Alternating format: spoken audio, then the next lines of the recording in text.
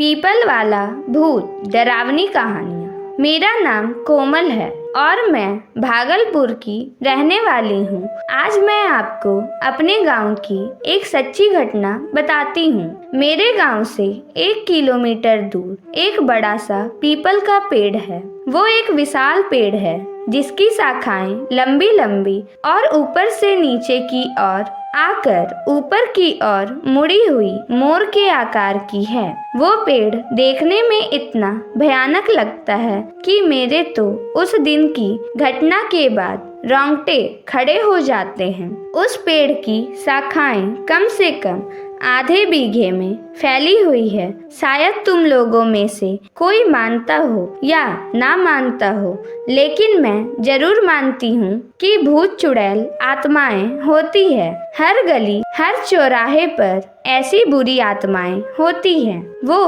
तब तक नहीं हमें दिखती है जब तक वो हमें दिखना नहीं चाहती है। ये आत्माएं जब दिखती है जब किसी की राशि उस आत्मा से मिल जाए। मैं तुम्हें एक ऐसी हकीकत कहानी बताने जा रही हूँ जिसको मैं याद करते ही मेरे रोए खड़े हो जाते हैं।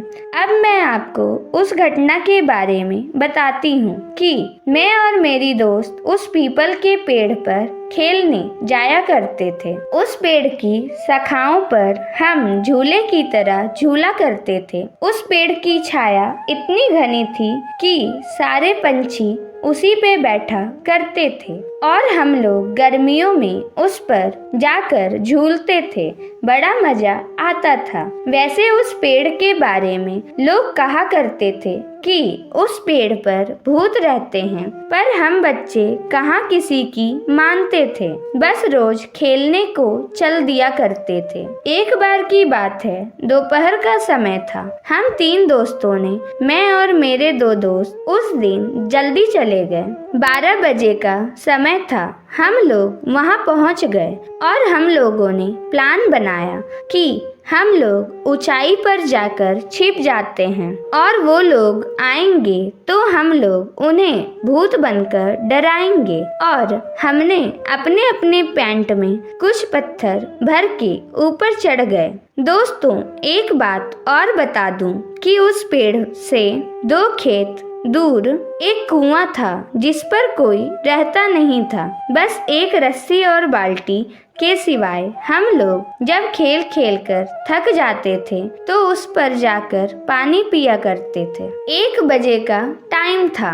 जब हम लोग इंतजार करके थक गए, वो लोग नहीं आए, तो हम में से एक ने कहा कि चलो पानी पीकर आते हैं। तो मैंने उनसे कहा कि मुझे प्यास नहीं लगी है, तुम लोग चले जाओ। दोस्तों, वो लोग उतरकर पानी पीने चले गए। दोपहर का समय था। सूर्य अपनी फुल तपन पर था। जोर जोर से लू चल रही थी और हवा के गोल गोल झुंड बनकर धूल उड़ाते हुए आ जा रहे थे। आप लोग जानते होंगे, गांव में इन हवा के गोलाकार को दंदूरा कहते हैं। एक ऐसा ही हवा का गोला मैंने पीपल की ओर आते हुए देखा। बड़ी धूल उड़ाए हुए वो आया और पीपल के सारे पत्ते आवाज करने लगे, खरखर, और कुछ टूट के गिरने लगे। धूल की वजह से तो मेरी आंखें बंद हो गई। सारे पंछी उड़ गए। एकदम मैंने जब आंखें खोली तो क्या देखती हूँ, एक काली सी शक्ल का बड़े बड़े बालों वाला और इतना डरावना इंसान मेरे सामने वाली डाली पर बैठा है। एकदम मेरे डर के मारे हाथ छूट गए और मैं नीचे जा गिरी। नीचे गिरती ही मैं बेहोश हो गई। जब मेरी आंखें खुली तो देखा कि मेरे दोस्त पानी पीकर लौट आए हैं। मुझे उठाकर उन्होंने मुझे बिठाया। नीचे पीपल के पत्ते काफी इकट्ठे हुए थे, इसलिए मेरे ज्यादा नहीं लगी। बस मेरे पैर से थोड़ा सा खून निकल आया था। जब मेरे दोस्त ने पूछा कि क्या हुआ, तो मैंने उन्हें बताया कि अभी इस पेड़ पर मैंने भूत देखा। सारे दोस्त समझ रहे थे कि अंजलि हमें डराने की कोशिश कर रही है। उन्होंने कहा, लगता है तुझे प्यास लगी और तू ऊपर से इसलिए गिर गई। उन्होंने कहा, जा तू पानी पीकर आ, तब तक हम यहीं बैठे हैं। उनकी जिद की वजह से मुझे पानी पीने जाना पड़ा। मैं वैसे भी डरी हुई थी और मेरे हाथ पैर कांप रहे थे। मैं मन ही मन में सोच रही थी कि बस आज मैं यहाँ से निकल जाऊं, कल से मैं यहाँ नहीं आऊंगी। मैंने बाल्टी उठाई और कुएं में डाल दी। जैसे ही कुएं में बाल्टी पहुंची, एकदम से आवाज आई और वो आवाज ऐसी लग रही थी जैसे कोई पानी में बार बार कूद रहा हो। मैं और डर गई, जबकि रस्सी मैंने आराम से पकड़ रखी थी। तो ये आवाज कैसी? मैंने कुएं में जाकर देखा। कुएं के पानी में मुझे वही चेहरा नजर आया। एकदम से मैं पीछे हटी। मुझसे कोई पीछे ऐसे टकराया कि मेरे तो होश उड़ गए और डर के मारे मेरे हाथ से रस्सी कुएं में जा गिरी। मैंने जैसे ही पीछे देखा, वही भयानक शकल वाला आदमी खड़ा था। मेरी तो आवाज बंद हो गई। उसके बड़े बड़े दांत, लंबे लंबे बाल, दांत तो ऐसे जैसे कि साले ने कभी जिंदगी में मंजन भी नहीं किया हो। उसकी खाल जली हुई सी, जैसे कि कोई जला हुआ इंसान। इतना डरावना लग रहा था कि मैं तो बस मेरी आंखें खुली थी, बस शरीर में कोई जान नहीं थी। बस मैं बेहोश होके गिर पड़ी। मेरे दोस्त सोच रहे थे कि ये अब तक क्यों नहीं आई। 5 मिनट बाद जब मेरी आंख खुली तो मैंने देखा कि मैं पीपल के पेड़ के नीचे पड़ी हूँ। तो मैं और डर गई कि मैं यहाँ कैसे आ गई। दोस्त मुझे उठाकर लाए थे।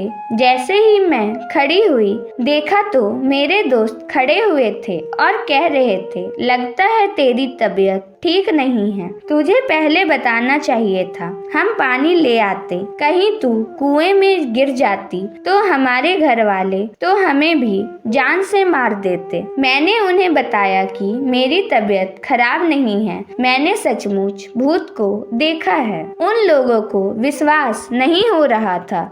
अंजलि, जो कि कभी भी भूत के बारे में बोलते थे, तो वो कहती थी कि भूत नहीं होते, मगर इसे आज हो क्या गया है जो हर बात पर भूत भूत लगाई हुई है। भाइयों, अब तक 2 बज चुके थे। हमारे दोस्तों का आने का समय हो गया था। मेरे दोस्त ने कहा, चलो अब ऊपर चढ़ जाते हैं और उन लोगों को डराते हैं। मुझे डर तो लग रहा था, पर मैं दोस्तों के साथ ज्यादा ऊपर नहीं, बस थोड़ी ऊंचाई पर जाके बैठ गई। जब वो लोग आए तो हमने पत्थर फेंकने चालू किए और तब तक हुआ क्या, जोर से एक हवा का झोंका आया और सारे पीपल को उसने झकझोर दिया। हम लोगों को लगा जैसे कि कोई उसे झकझोर के उखाड़ने की कोशिश कर रहा हो। मेरे दोस्तों ने समझा कि भूत है इस पेड़ पर और वो सारे लोग डर कर भाग गए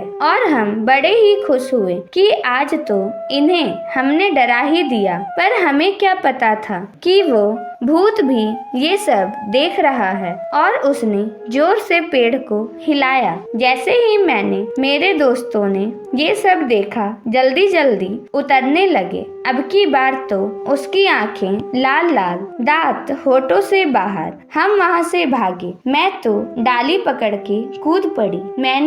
मेरे दोस्त जिस डाली से लटका वो डाली टूट गई और एकदम से नीचे गिरा। मैंने उसे उठाया तक नहीं। मैं वहाँ से भागी और मेरे दोस्त भी पीछे पीछे। बस फिर तो हमने मुड़कर नहीं देखा। घर आके ही हमने दम लिया।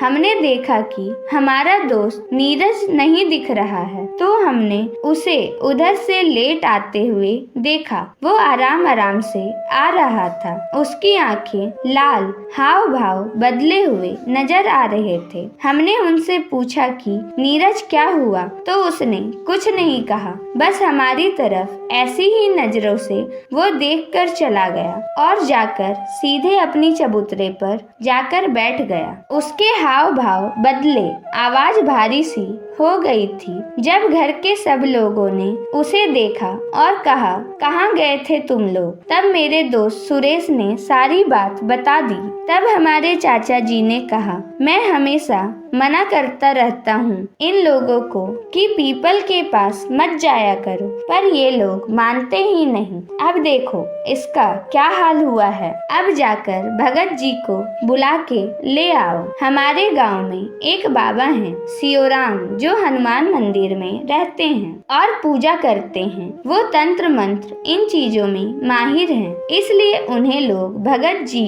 के नाम से बुलाते हैं। तब मैं जाकर मंदिर से भगत जी को बुलाई। भगत जी ने मुझसे कहा कि पहले कुल्ला कर और जाकर हनुमान के मंदिर से राख लेकर आ। तब मैंने राख ली। तब तक भगत जी ने कुल्ला करके अपना कमंडल उठाया और चल दिए। मैं उनके पीछे पीछे चल दिया।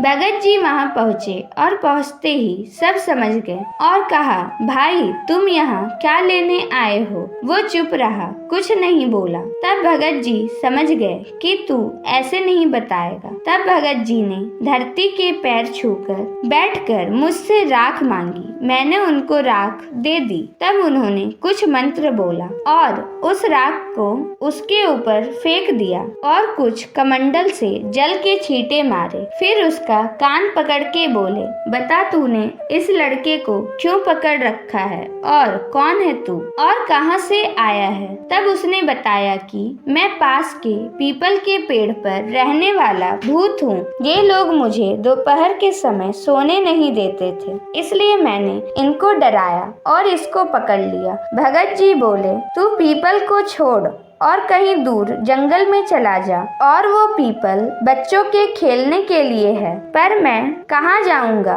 तब भगत जी ने कहा, तू ऐसे ही चला जाएगा या फिर निकालूं अपना वज्र? और भगत जी की आंखें लाल हो गई। तब भूत ने कहा, आप मेरा कान छोड़ोगे तभी तो मैं जाऊंगा। देख कितना अच्छा बच्चा है, इतना जल्दी समझ गया। एकदम नीरज हिला और वो नॉर्मल हो गया, जैसे कि अभी सोकर जगा हुआ है। तब भगत जी ने कहा, जाओ, अब पीपल वाला भूत भाग चुका है। अब तुम कभी भी जाकर उस पेड़ पर खेल सकते हो। हाँ दोस्तों, एक बात बताना मैं भूल गई, जो भगत जी आंखों में भूल गई।